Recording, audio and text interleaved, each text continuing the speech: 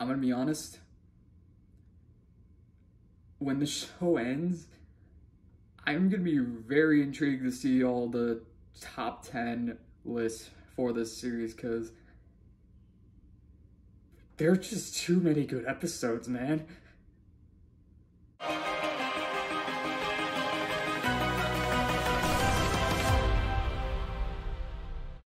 How is everyone doing today, guys? My name is C Codes, and we had ourselves another episode of the Owl House. This is episode 37 of the series, or episode 18 of season 2, Labyrinth Runners. And man, this is another, it's just, I mean, honestly, when it comes to these episodes, there's just, you can't really say, like, man, it's like, it's so hard to be like, wow, how are they gonna top the last episode in a way? And it's like, they do something else, and it's like, so, this is Labyrinth Runners, and it was such a intriguing episode because it didn't even dawn upon me until about, like, I want to say, like, halfway through the episode, where I'm like, wait, we don't have Luce, Ida, or King at all. I mean, it should have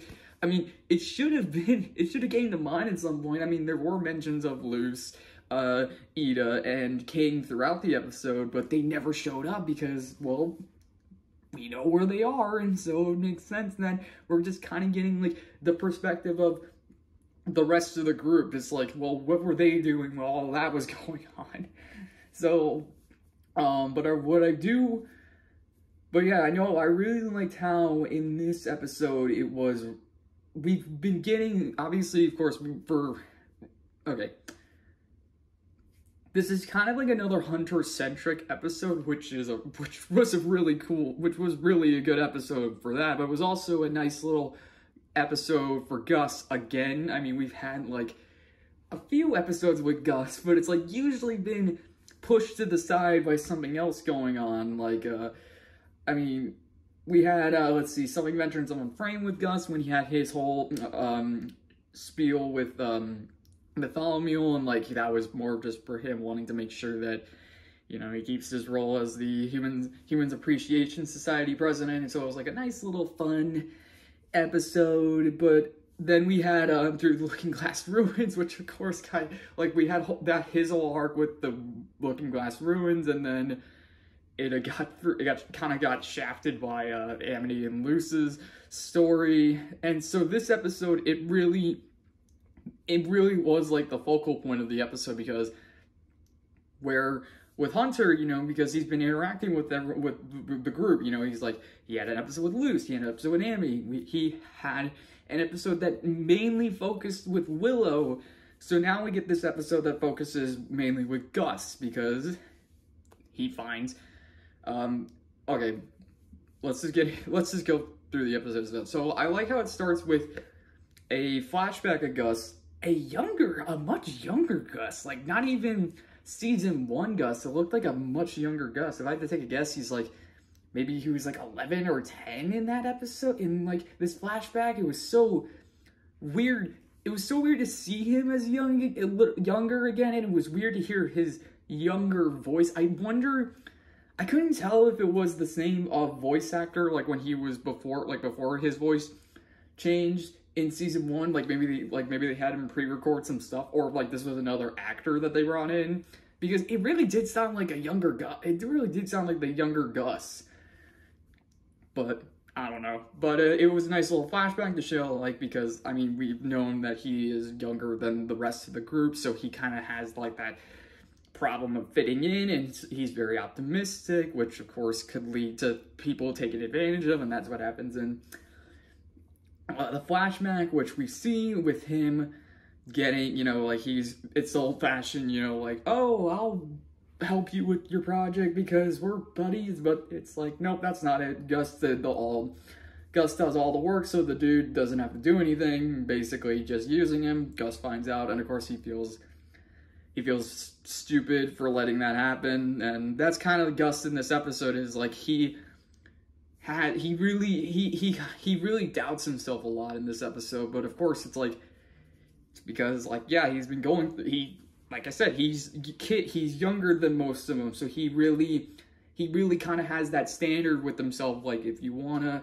be with these people, if you want to be the best, you gotta make sure that you don't do anything stupid. So it's like, for him, a slight mistake, especially with people, like with just trying to find a friend, it really works against him in his mind. So of course that, like, mirrors another character that we know, who of course is in this episode, and that's kind of how he gets himself out of the situation that he's in. But yeah, so the flashback ends, or no, the flashback kind of goes in with obviously setting up Gus in this episode, also setting up how he meets Willow, and like that's kind of like his first real friend at Hexside. But I also love, this is such a, it was such an intriguing idea, but I honestly, I mean, so it wasn't really explained in terms of how Gus is, like, what Gus can do with this. Like, okay, so he's an illusionist, and he's like a prodigy as an illusionist, and apparently, and in this episode, it shows that he is so good with illusions that he can literally project his mind pretty much wherever he wants. And of course, like, his eyes start glowing blue, and he just is able to project an illusion into, like, it's mainly like these twisted memories and thoughts that he has. Like, it's such an ingenious idea. I never actually thought about that in terms of an illusion. I mean, we've been in people's heads, we've seen memories, but we've never actually seen that on such a scale. Like, even when Gus did his illusion at the Looking Glass ruins, you know, like, that was an impressive feat by him. But I mean, he had to do a lot just to convince people that it's like, oh no, it's like, no, these statues are actually moving. You can't actually use your magic. These statues can grab you. It's like, so here it's just, well, it's just an illusion. So it's like, you don't really need to add too much to it. But it was still such a cool idea, and I'm really glad that we're getting to see more and more just how powerful Gus can be with illusions, which, of course, in this episode is a much-needed thing, because cut to present day, and we see a lot of people are starting to join multiple Coven, or multiple tracks. Like, we have Edric, who is in the potions and beastkeeping tracks along with the illusion track. We also have Emera, who joined the healing track along with the illusion track as well. So even Bartholomew, like, he's also construction and illusions, which is really cool. And it's really intriguing to see all these students join all these different tracks. I mean, obviously, it's cool just to see students obviously having fun. As Principal Bump even points out, he's like, I haven't seen students this happy since ever. It's so, and he's like, and of course, and he's like, he was also surprised that the Coven, Emperor's Coven, hasn't really come in to, like, intervene or anything. And of course, on cue, we get we get yet another character in terms of the Coven heads. So it's very intriguing now to be like, wait, is this Coven head a good guy or a bad guy?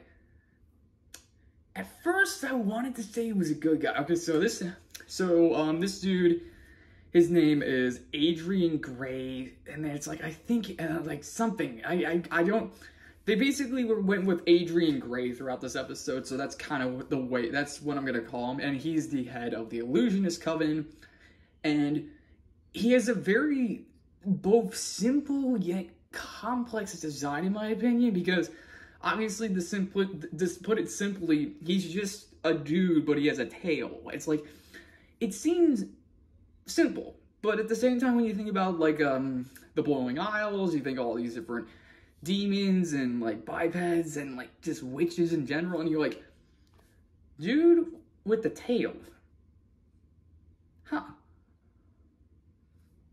Alright, but he's obviously there to inform the school that it's like, yeah, so yeah, the Emperor, yeah, he has kind of an issue with this, And of course, with the Day of Unity literally a few days away, we need to make sure that you kids are safe, so we're gonna, like, it was an interesting plan in terms of having the illusionist of our Adrian kind of have this scheme of like, well, I can't really convince these kids to join a coven, so I'm gonna do this instead, and that him doing, he basically was gonna trick them into joining covens by like saying, oh no, this isn't like an actual sigil, these are gonna be illusions, so it's like, we're gonna put it on you, you'll be in the coven per se, but once the Day of Unity comes by, then we'll just take them off and you can go on your merry way.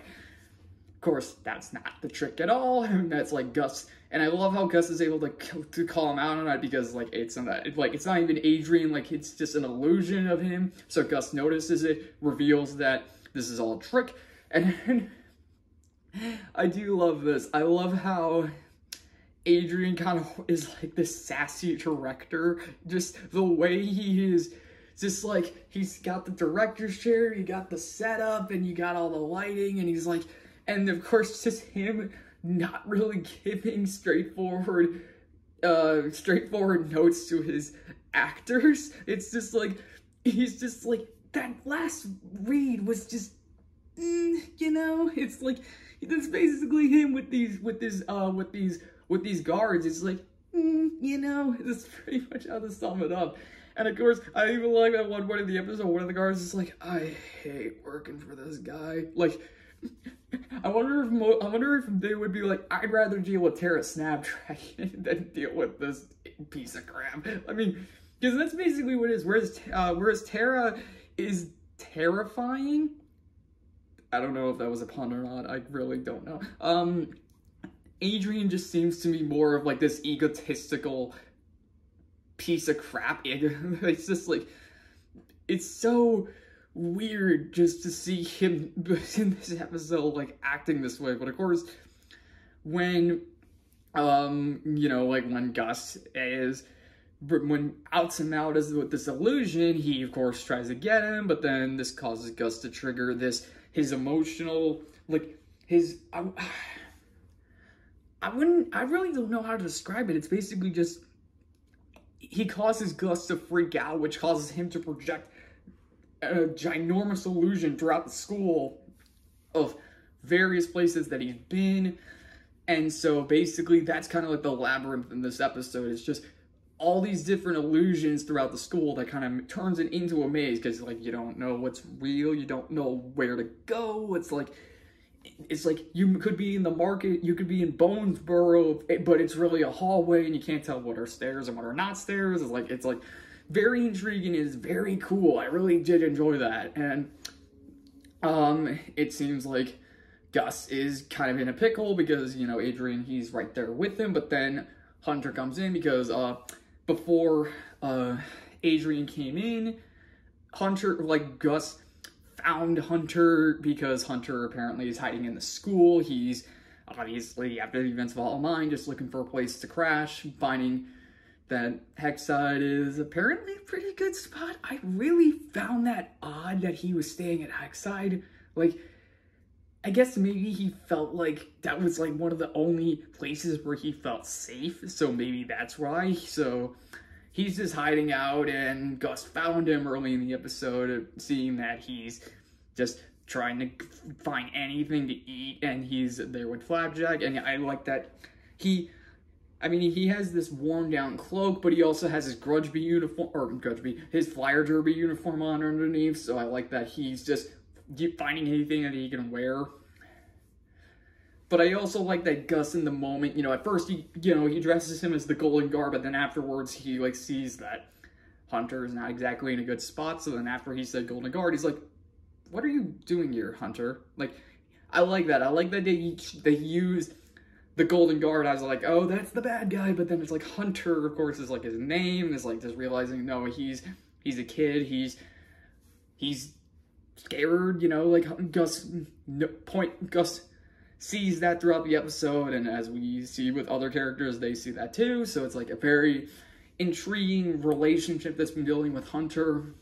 But yeah, so Gus found him early in the episode and gave Hunter a sandwich because he figured that one, Hunter needs to eat, and two, eating crap on a Hex mix is not good for you, which I found a bit funny. But Hunter returns the favor by saving Gus from being branded by Adrian, who was gonna throw him in the Abomination Coven. That would have been, oh god, that would have been interesting. Although it would be funny if Gus gets put in the Abomination Coven and then later he does use an Abomination. He technically does in this episode, but it's for another reason, which is a very clever reason. But yeah, so Hunter saves him, and the two are basically stuck in this labyrinth, and they are trying to find their way out. And of course, Gus is like, "Wait, why'd you help me?" He's like, first you were trying to trick me into getting into a coven. Now you're helping me stay out of one." And then I love Hunter's just like, "Well, I owed you.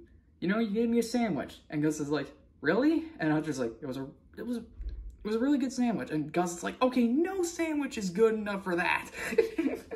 It was so funny. I really do like the banter that they had in this episode, but also, again, the connection that they have with each other, being like, Hunter, of course, he's just trying to keep away from the Emperor's Coven, and of course, like, with Coven guards everywhere, he's kind of getting that sense of panic. Like, even a few guards find him, and they're like, "Wait, what are you doing here, Golden Guard?" It's like, "Shouldn't you be back at the Emperor's castle? I mean, we'd be happy to take you back if you want." And it's like, he doesn't want to be back because of reasons. But, Hunter, of course, he's just, man, I'm glad that in this episode, he finally has people that are willing to be there for him, because they have seen that other side of him. They know that he isn't just a bad dude. He actually does have, like, a few things. A bad but sad boy, as Luce and Ida put it. That's a line. But, yeah, no, I like how for him and Gus, it really is just the two of them pretty much just going through what's happening. Like, Gus, of course, even though he had conjured such a crazy, huge illusion, he kind of resents it. You know, he's just, he considers that just him failing, or just, yeah, him pretty much failing to contain his emotions, like, because it came out as an outburst. Like, he literally had unleashed this emotional illusion throughout the school. Granted, it did save him and the other students, but in his mind, he just saw it as him losing control. And so he kind of feels bad about it, but Hunter, of course, tries to help him by saying, like, "Well, you kind of did help us here, so, you know." But of course, things kind of go in terms of Hunter's way. Hunter's way, I say in a good form, but it's definitely not a good form, because, as I said, guards find him. They offer to take him back to the Emperor's Coven, but of course Hunter is just terrified of the Emperor at that moment. However, Gus is able to get him out of the situation, because this was really cool. So Hunter got caught with some Abomination goop, while Gus got caught by some plants, not by Amity and Willow. Speaking of Amity and Willow, there's kind of like a subplot in this episode with Amity and Willow, which I'll admit, I was a little caught off guard by it, because I felt like this is something that should have happened a few episodes ago with Amity and Willow, and that being, with Amity and Willow being friends again, Amity doesn't know just how powerful and capable Willow really is, and I feel like that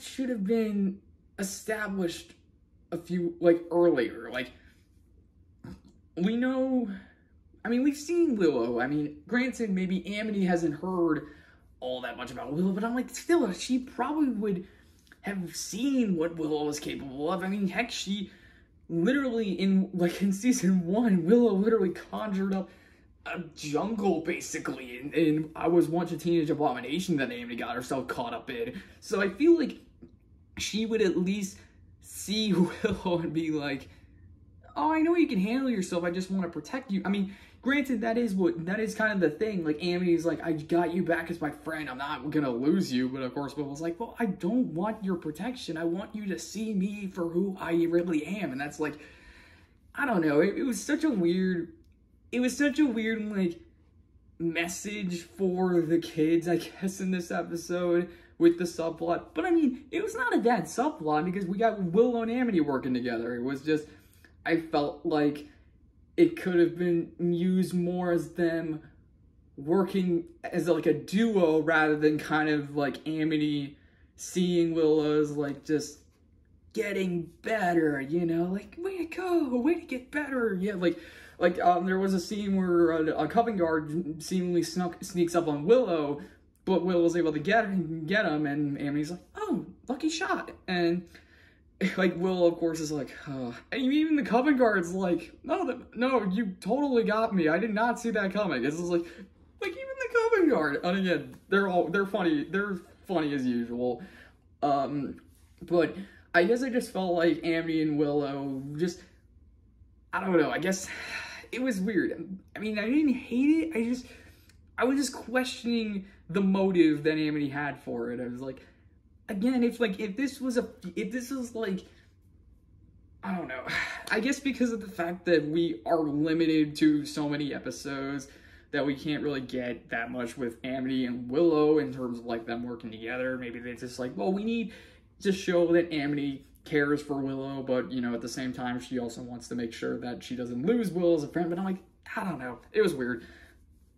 But back to the Hunter Gus story. So yes, so Hunter, like I said, he's cornered by some Coven guards, and Gus is also caught. But Gus is able to use the Abomination dupe to create a fire glyph, which was an ingenious thing. He's able to cast a fire spell, which is able to help him and Hunter escape. And then him and Hunter, they are sitting together in what is Gus's room. However, Hunter is freaking out because now that the Coven guards know that he's there, he can't stay there, he has to leave, and he's freaking out. He's literally hyperventilating. And so Gus is like, oh, easy there. And he then helps Hunter calm down by doing a trick that Willow showed him at the beginning of the episode, in the flashback when Gus was, you know, hyperventilating, or not. He wasn't really hyperventilating. It's just he was just scared, I guess, because of the illusion. And so Willow's like, hey, it's easy. My dad's taught me this. It's like, take a deep breath. It's like, deep breath for 4 seconds. You know, deep breath, count to 4. Like, you know, exhale like that. And so that's what Gus does for Hunter in this moment. You know, Hunter is like hyperventilating, and it's like, hey, deep breath. You know, it's like 1, 2, 3, 4, and just exhale. It's like nice. It's a nice moment between the two because, of course, it's like Gus is seeing Hunter as more than just like a golden guard. You know, he's seeing him as a friend because the two, obviously, they were playing Fire Derby together, so it makes sense that Gus knows that there's more to Hunter. I mean, everything in any Sport of the Storm basically shows Gus that Hunter is can be a good guy. It's just he needs to understand and actually be open to having people be there for him. And so that's kind of what Gus kind of tries to explain to Hunter. You know, he's like trust, friendship. You know, you got to be open. But of course, Hunter's like, what's that worth? And Gus is like, it's worth more than you think. But unfortunately, things don't seem to be going in the way of Hunter and Gus, because after they seemingly escape the illusion, they find Willow. And I knew something was up because, one, Willow was by herself when we clearly saw her with Amity a few scenes ago. And two, I think it was her glasses that looked a bit different, so I was just like, that's not Willow. And even Hunter catches on, like, even though, like, Gus is just happy to see his friend, but then Hunter's like, that's not Willow. And Willow's just like, it was a very intriguing moment, because it's like, Willow, like, the illusion of Willow's like, Gus, you're okay. Wait, what's he doing here? And then after a few moments, Hunter's just like, wait, no, you're not Willow. And Gus is like, what do you mean? It's like, I know the captain of the fire derby team. Would she be scared? Would she be scared of me? Because it's like, Willow's like, Hunter, you're scaring me. And it's like, when would she ever be scared of Hunter? It's like, that's a fact. Because let's be honest, I feel like if Willow and Hunter ever duked it out, and like Willow was not holding back, Willow probably would beat Hunter easily. So, of course, that's when it's revealed that it's just another illusion. And again, Adrian's just like, oh, for God, it's just like, it's like, what? And then I love that the Coven head, who's voiced by it's Dana Terrace, she's just like, but I went through all your notes. And then Adrian's like, yes, you did, but you should have gone through the notes within the notes. And I'm like, dude, not everyone is on the same wavelength as you in terms of thinking. So how about, instead of making it so cryptic, how about you just give them a straightforward answer? You get me? It's just those people who think, what I'm saying should make sense to people, but if they don't understand, that's because they're inferior or dumb. It's like, no, it's because they don't understand your perception of things. And just because they don't understand doesn't make them dumb or inferior. It's just, they just don't know your perceptions of things. Like, okay, I'm sorry. I've just known people who really think like, being that like mysterious with their words, it's like, oh, the notes within the notes, it's like, okay, like, you never, what? It's, I don't know, okay, but long story short, Gus gets captured, while Hunter at first gets captured, leading to this dark moment where Hunter's trying to escape, and one of the guards is like, hey, put him! And then the other guard tries to finish his the sentence by saying, like, ooh, out of his misery? You got it! And I'm like, you're just open to killing Hunter?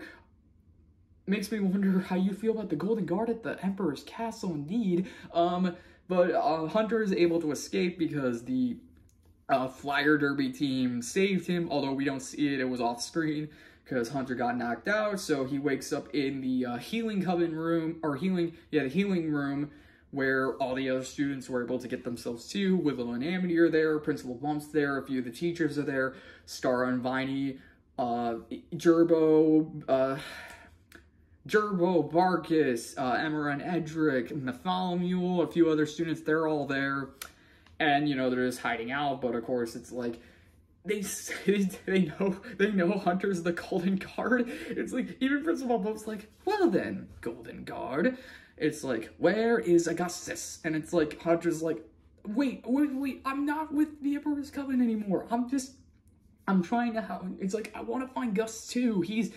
And it's like, and then, of course, people are kind of skeptic about him because it's like, it's the Golden Guard, but then Hunter starts talking, he's like, he was with Gus the whole time, there was a thing with the sandwich, and then this breathing thing, and I love how that's what triggered Willow to trust Hunter, because again, we've seen the relationship Hunter formed with them in Any Sport in the Storm, and then, of course, Willow hearing Hunter talking about the breathing thing with Gus, that's enough to her to realize, why else would Gus have that with him other than like sharing it's like, why would he have that? Why would he bring that up? Because probably something happened that Gus helped him out with, so it makes sense that he trusts, that Willow's got to trust him, and so she does, she vouches for him, and they all agree to go save Gus from Adrian, who's holding him in the gym with all the other Coven guards. So it's like, okay, now we gotta make a plan. And I love Scar just being like, yes, this is my favorite part. And it's like, it's really cool to see all these people in support of Hunter because, well, Willow vouched for him, like a person that Hunter formed a relationship with. Although I was I was wondering if Amity also would vouch for him too, because it's like, she knows Hunter too. I mean, wouldn't she? But I mean, I don't know, it's a nitpick at this point. But the reason why Adrian wanted Gus is because, one, of course, the illusion, but two, one of the illusions that Gus made was of the Looking Glass ruins, which Adrian was intrigued about. Like, so he's like, oh, you've been there. So tell me, where is the Looking Glass graveyard? Tell me. It's just like, he basically wants the Calder Stones, and so Gus is like, he doesn't even care in the moment, because he felt like he's just like, he's like, you messed up again, Gus. He's like, how could you not even tell that wasn't Willow? Like, he just hates himself for letting that happen. And again, it's like, just being hard on yourself, just having that stubbornness, just being like, I guess he just sums it up perfectly. He's just like, why does everyone think you're so smart when you just do dumb things? It's like, yeah, that's just, man, I think we could all agree we've been there at one point where, like, we feel like no matter what people say to us, like, no matter what compliments we get, no matter what, like, people saying, like, you're great, you're smart, you're really good, you yourself just feel like, no, I'm not. Why would I? I mean, look what I'm not perfect. Like, what the, it's like, I'm not, it's like, I mean, I've definitely been there. I've definitely had my fair share of times where it's like, just when I feel like I'm actually doing something good, doing something smart, doing something good, something happens where I'm just like, you freaking idiots. It's like, why did you do that? It's like, I really did connect with Gus for that in this episode. I really felt for him. I really understood where he was coming from. And of course, I understand that it's not easy to really, it's really hard to not see yourself like that, like seeing everyone else around you as better, and you gotta really learn to be smart. You gotta it's like, gotta be better, but it's like, it's like, you gotta understand that there's gonna be times where you're gonna do something stupid, and you can't beat yourself up for it. You can't break yourself down over it. It's like, you got to be able to take the mistakes that you make and learn from them. Sure, you're gonna still make mistakes along the way, but you're not, as Gus learns, he's not alone in that category, as Hunter and the rest of the school in this, man, it was short but sweet. Like, the school shows, the students come in, they battle the guards in this hallway scene, which is really cool, and then Amy, Willow, and Hunter, they get into the gym where Adrian is, and Gus once again just unleashes he unleashes another big illusion, but this time, instead of like an illusion around school, it's just, it's basically showing the memories, like, it's seemingly just these dark memories of these people that are near him, like Adrian literally freaks out as he's on the ground. He's like, no, not that memory, anything but that memory. And it all goes down to Hunter, because after fighting off all the Coven guards, then one of them sends a Bomaton on Amity and Will, and I even love Amity's line just being like, I really gotta talk to my parents about this. And she and Willow fight it off, but we don't see it. Again, it's another thing that's off screen, because that's not the focus. The focus is on Hunter with Gus, and he's there. Him and Gus, he has to first battle the memories of Bellas from Hollow Mind. He has to first deal with that. Goes in, and he's able to sit down with Gus and talk about it. He's like, I get it. He's like, I get feeling like I love Gus. I mean, just when Gus is like, I can't even trust myself. He's like, because if I can't even tell who's really my friends and who's not, it's like, how can I even trust myself? And Hunter in that moment is like, yeah, I understand. He's like, my whole life I felt like I was doing good things or doing things for good people, and it's like, but it was all a lie. And it's like, so yeah, I don't even know if I can trust myself too. So it's like, just them sharing that moment and them actually having just that little bond between the two. And again, it's like a nice moment between them, because it's like it shows the similarities despite the differences, because, well, yeah, we all have a lot of differences, but we all have a lot of similarities with each other. So for Hunter and Gus, this is just one of those similarities, and it helps Gus gets out and snap out of it, and they're able to save. Hunter's able to save Gus, and after they chase the Coven guards out, and Adrian just mentally messed up. Like, even Hunter's like, is he gonna be okay? And Gus is like, I don't know. The Coven guards leave, and even they're like, Bellows is not gonna be happy about this. And then Bump's like, I think he'll be happy to hear that his captain of the guard got beat up by a couple of kids. It's like, yeah, he just said it.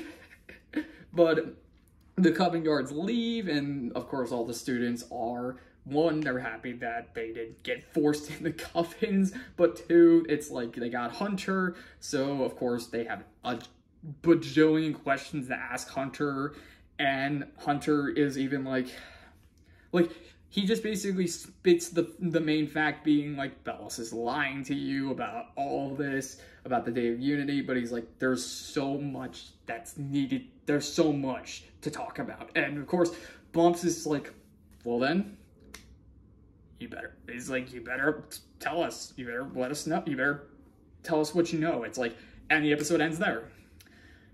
It's like, whew. It's such a good episode. It's this, because now that we know, because again, it's like we got Hunter back. We got Hunter. He was alone, but now he's got people with him. He's got like this group with him that are somewhat like, some of them are supportive, but I think a few of them might have to grow up to him. Like, I mean, his fire derby team is pretty much the one that vouches for him in this episode, because they're the one that rescued him. They're the one that saw that he's more than just a Golden Guard. So now it's just him, like, he knows the truth about Bellows. So it's like, well, what's he gonna do? What are they gonna do? And so it's gonna be interesting to see what these 3 episodes left, what happens, because we have this kind of, it's kind of like this subplot now, because we know because I wouldn't say subplot, it's like we have the Day of Unity coming up, so we have Hunter with the students of Hexside, we have Luce, King, and Hootie with they're separated right now, and then we have Lilith and Ida, which could possibly go south if we don't know what's up at the Owl House. It's like, this could really go in a lot of different directions, but it's just a really, man. I mean, season 2 so far, I have yet to find an episode where I'm like, I didn't like it. I mean, it's really hard to say any of these episodes are bad. Like, these are really good episodes. They're really, like, they're so, it's interesting because it's like, each of them reveals a piece of the puzzle or lays out the path that this character goes on. And it just feels, it feels so creative. It feels so emotional. Like, it feels so relatable too. Like, some of these, I mean, obviously there's a few revelations that you're not gonna understand, you can't relate to. It's like, because it's like, how many of us are gonna be like, wait, I'm the ancestor of a what? No, it's like, I mean, well, in King's case, I mean, you know, like, I mean, for King, it's like, wait, what? For Hunter being like, wait, what? But no, just like, for him to actually have this, where he's on the run, but he finds people that are there for him, and he's able to actually grow as a character, and actually have a moment with someone that he genuinely grew to care for, because the other character helped them. And so it's like having these connections, forming these relationships, forming this trust, this true trust with him is such a, such an essential thing for him, because after everything that's happened, it's like, you need a win. It's like, that's kind of what this episode is. It's a nice little win for Hunter, and it's a nice little win for the fans, because like the last episode we got a revelation, and then we were left with the cliffhanger of the Owl House being surrounded. It's like, I wouldn't call that a win. And then of course the events of All Might is like, that's not a win, that's a loss. It's like, so I'm glad we got this little win for both like a character of the show and like us as the viewers. So with 3 episodes left though, where the heck is this gonna go is the question. So that's everything I got for this one. So hopefully you enjoyed it.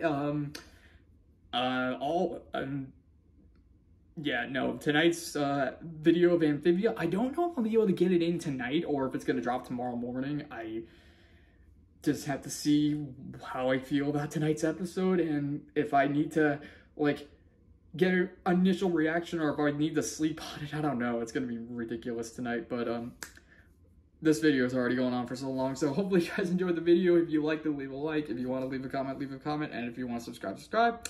You don't have to. I'm just saying. Thank you all for watching, and we will see you in the next video.